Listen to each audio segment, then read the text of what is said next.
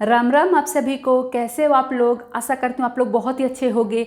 आज मैं आपके लिए रीडिंग करने वाली हूँ, मंथली रीडिंग। इसमें मैं देखूंगी कि अप्रैल 2024 आपके लिए कैसा जाने वाला है।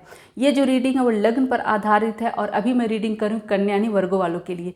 इसमें मैं देखूंगी कि आपको कहाँ पे अलर्ट रहना है, कौन सा आपके लिए क्या अच्छा है और कौन सा डेज आपके लिए नेगेटिव आ रहे हैं। तो इससे आपको क्या होगा कि आपको मंथ प्लान करने में आसानी होगी। तो इससे पहले कि मैं रीडिंग स्टार्ट करूं, आपसे रिक्वेस्ट करती हूँ प्लीज़ मेरे चैनल को सब्सक्राइब कीजिए, बेल आइकन को प्रेस कीजिए, शेयर कीजिए, लाइक कीजिए, कमेंट कीजिए। तो आइए स्टार्ट करते हैं आज की रीडिंग।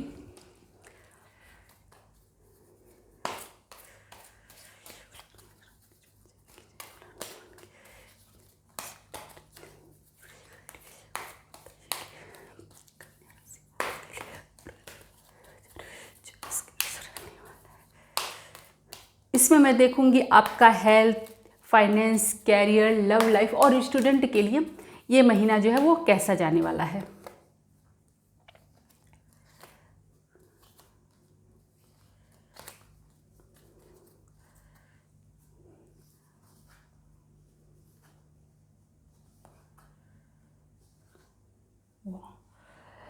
तो मैंने कार्ड आपके लिए निकाल लिया है, ठीक है। तो ये महीना जो है मैं ये कहूँगी कि आपके लिए अच्छा जाता दिखाई दे रहा है, मतलब कि 85% लग रहा है कि पॉजिटिव सब कुछ है।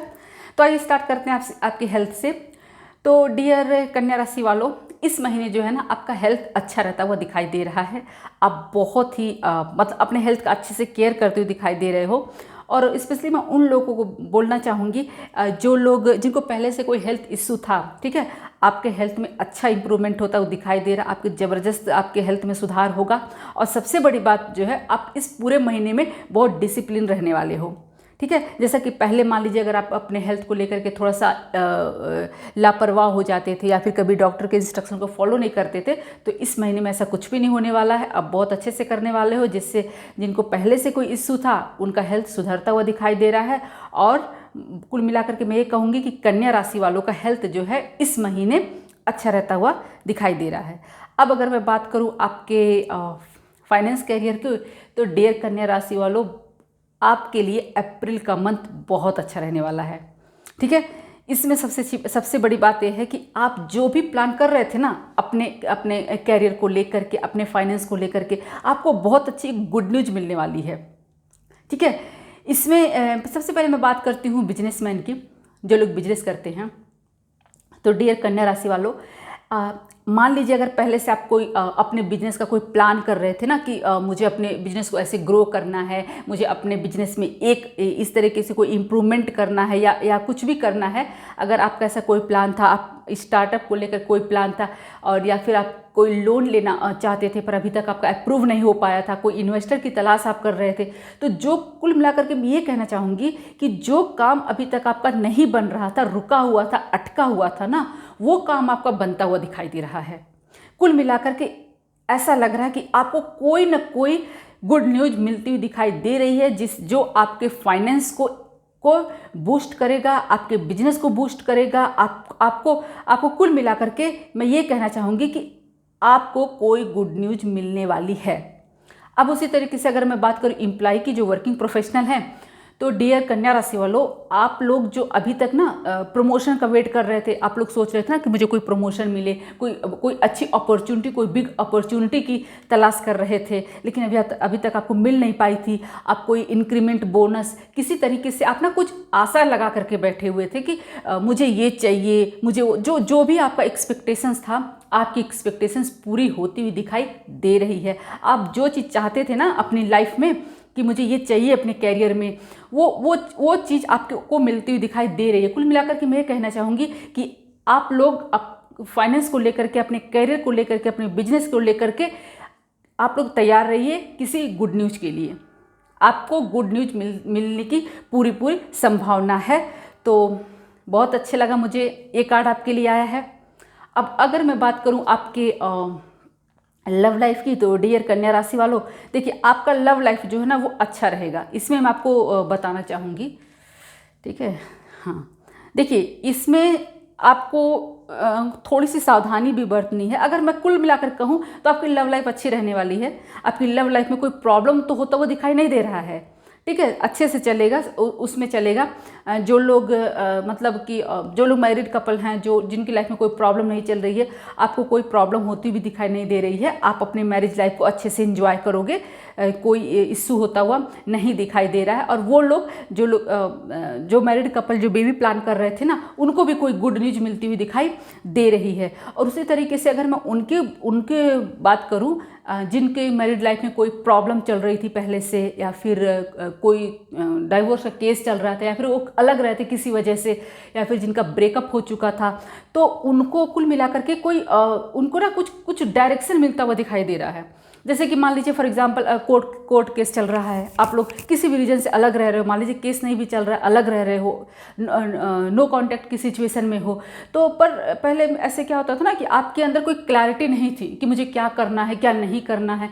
इस तरीके से आप लोग अंधेरे में थे, कुछ दिमाग में आपके क्लैरिटी नहीं थी, तो वो आपके दिमाग में क्लैरिटी आती हुई दिखाई दे रही है। अगर आपका केस भी चल रहा है, नो कॉन्टेक्ट सिचुएशन में हो, कैसे होता ना, कभी कभी हम लोग नो कॉन्टेक्ट सिचुएशन में है, पर हमें समझ में नहीं आता कि हम क्या करें, हमें उसका वेट करना चाहिए या हमें आगे बढ़ जाना चाहिए, वो किस तरीके से, मतलब बहुत सारे दिमाग में पहले जो आपके दिमाग में कन्फ्यूजन चलता था ना, तो वो सारे उसमें आपको क्लैरिटी मिलती हुई दिखाई दे रही है, आपको कोई ना कोई डायरेक्शन मिलता हुआ दिखाई दे रहा है, जो आपके लव लाइफ के रास्ते खोलेगा, आपकी लाइफ में पॉजिटिविटी लाएगा। ठीक है, उसी तरीके से मैं आपको एक और बात कहना चाहूँगी डियर कन्या राशि वालों, आपकी लव लाइफ में देखिए, आपकी लव लाइफ में सब कुछ तो अच्छा है। ठीक है, मैंने पहले ही आपको बताया कि हर चाहे जो लोग भी हो, मैरिड हो, नो कॉन्टेक्ट सिचुएशन में हो, या जिनकी लाइफ में प्रॉब्लम चल रही है, सबके लिए बताया।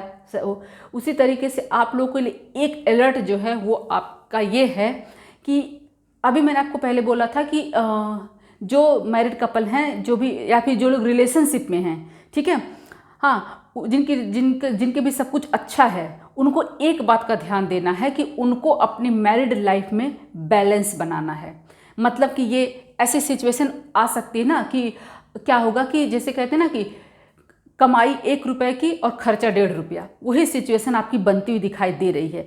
तो आप लोग क्या करोगे ना, अपने मान लो वेकेशन पे जाने के लिए या फिर किसी भी तरीके से होगा, आप क्या करोगे, आप अपनी ज़रूरतों को पूरा करने के लिए, ठीक है, आप लोन लोगे, आप किसी से उधार लोगे। जैसे मान लीजिए आपको वेकेशन पे जाना है, लेकिन अभी आपके पास पैसे की व्यवस्था नहीं हो पा रही है, तो आप क्या करोगे ना, आप सोचोगे चलो वेकेशन पे जाना है तो मैं लोन ले लेता हूँ, या फिर किसी फ्रेंड से उधार ले लेता हूँ।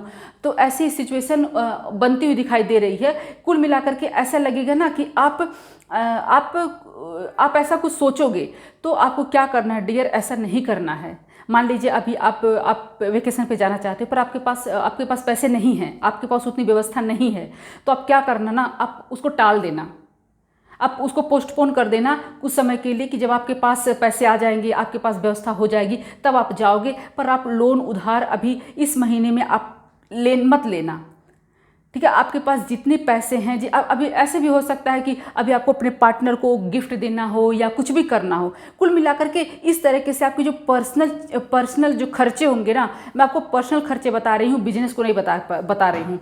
पर्सनल खर्चे हैं जो कि टाला जा सकता है, जो कि बहुत ज़रूरी नहीं है। जैसे होता है ना कि कुछ ज़रूरतें होती है हमें, जो जैसे कि अभी मेडिकल इशू है, तो चाहे लोन लेना पड़े, उधार लेना पड़े हमको, तो वो लेना ही लेना है, इसमें कोई समझौता नहीं कर सकते हैं। लेकिन कुछ ऐसे खर्चे हो जाते हैं ना, जैसे कि मुझे वेकेशन पे जाना है, मुझे महंगी शॉपिंग करनी है, इस तरीके से, तो इन सब चीज़ों के लिए आप पैसा उधार मत लीजिएगा, लोन मत लीजिएगा। जितना आपके पास है उतना ही आप पैर पसारिएगा, ठीक है, नहीं तो आगे चल करके आपको परेशानी होने वाली है। उसी तरीके से मैंने अभी उन लोगों को बोला है जो लोग जो नो कॉन्टेक्ट सिचुएशन में है, या फिर जिनका कोई प्रॉब्लम चल रहा है, डाइवोर्स केस, अलग रह रहे हों, उनको भी बहुत कूल काम होकर के बैलेंस बना के रखना है। ऐसा नहीं, एग्रेसिव तो बिल्कुल भी आपको नहीं ही होना है, ये मानकर चलिए। जैसे मान लीजिए कोर्ट केस चल रहा है, आप दोनों को बातचीत करना है, आप लोग को अपने इशू सॉल्व करने हैं, चाहे वो पॉजिटिव या नेगेटिव, कुछ भी कर करके अगर आपको इशू ख़त्म करना, आपको लाइफ में आगे बढ़ना है, आपको एक साथ आना है, जो भी आपको करना है, जो भी आप लोग की होगा, उसमें ना सबसे पहले तो आपको बहुत बैलेंस बनाना है। एग्रेसिव तो बिल्कुल भी नहीं होना है, क्योंकि ऐसा लग रहा है ना कि एग्रेसिव होने की संभावना हो रही है। जैसे कि आप लोग बातचीत करोगे, उसमें क्या होगा ना, आपको फाइट होने की संभावना दिखाई दे रही है। तो कुल मिलाकर के आप उस चीज़ से बचिएगा। अभी आपको पहले से पता चल गया है ना कि आपको फाइट हो सकती है, तो जब आप उससे बात कीजिएगा ना अपने पार्टनर से, अपने उससे, तो बहुत कूल काम हो करके, जब भी एग्रेसिव होने की सिचुएशन होती है, ऐसी सिचुएशन एराइज होती है, तो आप शांत हो जाइएगा, उस दिन आप बात को टाल दीजिएगा। ऐसा आप करोगे तो अच्छा रहेगा। और उसी तरीके से वो लोग जिनकी भी शादी नहीं हुई है, कन्या राशि वालों, अगर आपकी जो है ना शादी के प्रपोजल आते हुए दिखाई दे रहे हैं, आपकी शादी फिक्स होती हुई दिखाई दे रही है, लेकिन अब इसमें भी आपको वही मैंने बोला, वही आपको भी बैलेंस बनाना है। देखिए, आप थोड़ा सा आप बेहतर होगा कि आप फोकस कीजिएगा लड़की के ऊपर, फोकस कीजिएगा लड़के के ऊपर, लड़की कैसी है, लड़का कैसा है, रादर देन डावरी लेने और देने के बारे में। तो कुल मिलाकर के आपको जब आपकी शादी के प्रपोजल आए ना, चाहे लड़की हो या फिर लड़का, दोनों, तो आप लोगों को बहुत बैलेंस बना करके, सावधानी से, कूल काम हो करके अच्छे से तब बातचीत करना है, नहीं तो बात बनते बनते बात बिगड़ सकती है। अब अगर मैं बात करूँ डियर स्टूडेंट की, तो कन्या राशि वालों, आप तो अप्रैल मंथ में एंजॉय करने वाले हो। आप तो पढ़ाई पे आपको बिल्कुल भी फोकस नहीं दिखाई दे रहा है, आप एंजॉय कर रहे हो, ठीक है। तो कुल मिलाकर के कन्या राशि वालों, मैं ये कहना चाहूँगी कि अप्रैल मंथ में आप बहुत डिस्ट्रैक्ट होने वाले हो अपनी पढ़ाई से। आप पढ़ाई से ध्यान हटा करके घूमने फिरने, मौज मस्ती में आप समय व्यतीत करना पसंद करोगे। आपके जो पेरेंट्स हैं, आपके जो टीचर्स हैं, जो वेल विशर हैं, वो आपको समझाएंगे, पर आप समझने वाले नहीं हो। तो कुल मिलाकर यही कहना चाहूँगी कि पढ़ाई की एक उम्र होती है, अगर वो उम्र निकल जाएगी तो आप पछताओगे। घूमने फिरने की उम्र तो ज़िंदगी भर रहेगी। तो आपके जो पेरेंट्स हैं, एल्डर्स हैं, टीचर्स हैं, जो लोग भी आपके जो वेल विशर हैं, जो आपको समझाते हैं ना, आप उस पर अमल कीजिए और अपने पढ़ाई पर फोकस कीजिए। तो ये थी मेरी रीडिंग कन्या राशि वालों के लिए। फिर मिलते हैं नए वीडियो में, तब तक के लिए जय श्री राम।